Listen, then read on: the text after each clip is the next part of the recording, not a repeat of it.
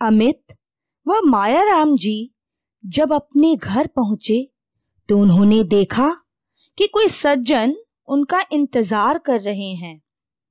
बात करने पर पता चला कि वे उसी शहर के एक धनी व्यक्ति थे जिनका नाम धनीमल था। मायाराम व धनीमल जी की कुछ समय तक बातें होती रहीं। धनीमल जी अपनी बेटी सरिता का रिश्ता लेकर आए थे। उन्होंने उसका फोटो मायाराम जी के सामने रख दिया। शादी में 5 लाख रुपए लगाने के लिए कहा। मायाराम जी दहेज विरोधी थे। उन्होंने धनीराम जी से कहा कि इसकी कोई जरूरत नहीं है, हम भी एक लड़की देख कर आए हैं, पसंद भी आ गई है सबको। वे नहीं चाहते थे कि एक बड़े घर की लड़की लेकर वे अपने बेटे को बेच डालें। उसके पांव में वे बेड़ियां नहीं डालना चाहते थे। मायाराम जी के मना करने पर भी धनीमल जी ने कहा, मेरी तो बस 3 बेटियां ही हैं। मेरे मरने के बाद सब कुछ इन्हीं का है। यह कहकर वे उठ खड़े हुए और चलते चलते कह गए कि आप विचार कर लीजिएगा, मैं कल आकर मालूम कर लूंगा। सरिता का फोटो उनके सामने था। माताजी, पिताजी, अमित व उसकी बहन सभी ने उस पर विचार किया। उनकी कुछ समझ में नहीं आ रहा था कि क्या किया जाए। तभी उनके पिता बोले, भाई, लड़की तो मीनू भी अच्छी है, साधारण परिवार की है तो क्या हुआ, पढ़ी लिखी है, काफी गुणवती लगती है। उसके बात करने का तौर तरीका मुझे बहुत पसंद आया। माताजी शायद कुछ पैसे की तरफ झुक चुकी थी। वह बोली, रूप रंग में तो कम धनीमल जी की लड़की भी नहीं है।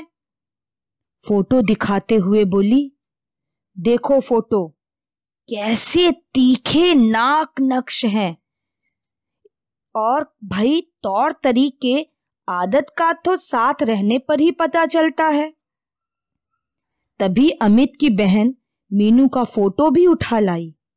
सरिता और मीनू दोनों के फोटो सामने रखकर देखने लगी। सरिता के कटे बाल उसके चेहरे की सुंदरता बढ़ा रहे थे, पर नाक नक्श में मीनू से ज्यादा अच्छी नहीं थी।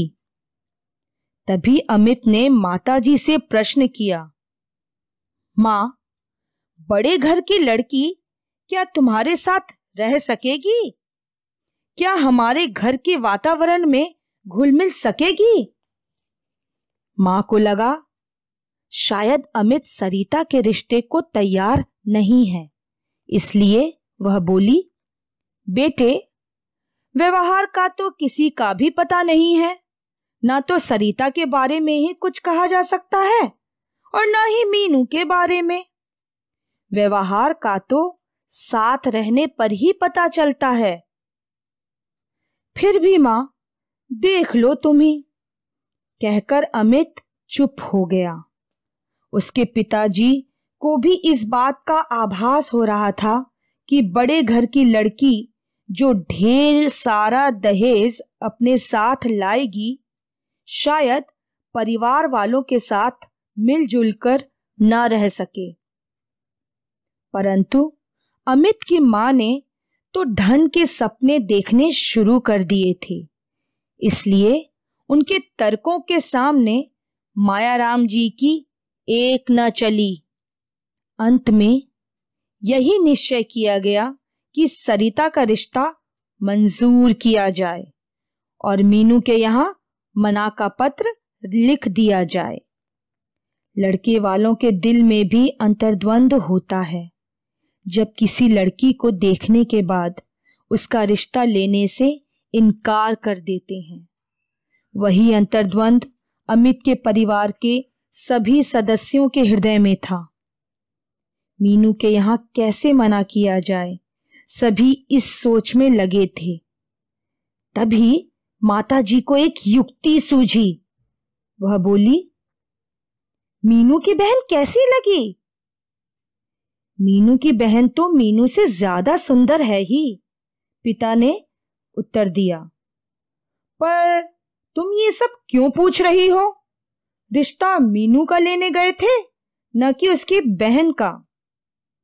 अरे तुम समझते नहीं हो, माताजी बोली। कल ही उन्हें पत्र लिख दो कि हमें तुम्हारी छोटी बेटी पसंद है। यदि आप हमारे यहाँ शादी करना चाहते हैं तो मीनू से नहीं बल्कि आशा से कर दें। तो इससे क्या होगा? पिताजी बड़े विस्मित स्वर में बोले। अरे होगा क्या? छोटी बेटी की शादी बड़ी से पहले थोड़े ना कर देंगे। बस रिश्ता अपने आप ही छूट जाएगा। माताजी बड़ी प्रसन्न मुद्रा में बोली, जैसे उन्होंने कोई महत्वपूर्ण योजना बनाई हो। परंतु यह क्रूर योजना पिताजी की समझ में नहीं आई। वह किसी लड़की वाले का दिल नहीं दुखाना चाहते थे, परंतु जब सबकी यही इच्छा थी तो उन्हें पत्र लिखना ही पड़ा।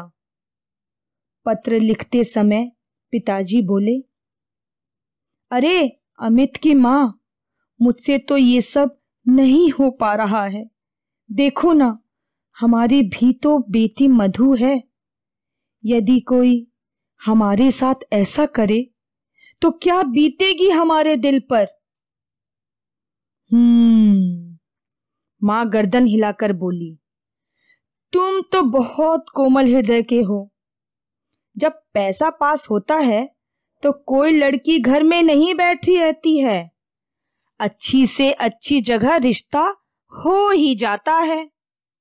अमित की माँ पिताजी को उकसाती रही और पत्र लिखने को मजबूर कर दी। पत्र लिखने के बाद पिताजी को लगा कि शायद उनसे कोई घोर अपराध हो गया है। उनकी मनःस्थिति विकल हो गई। उन्हें आभास था उस पीड़ा का, उस दुख का जो पत्र मिलने के बाद लड़की वालों को होना था।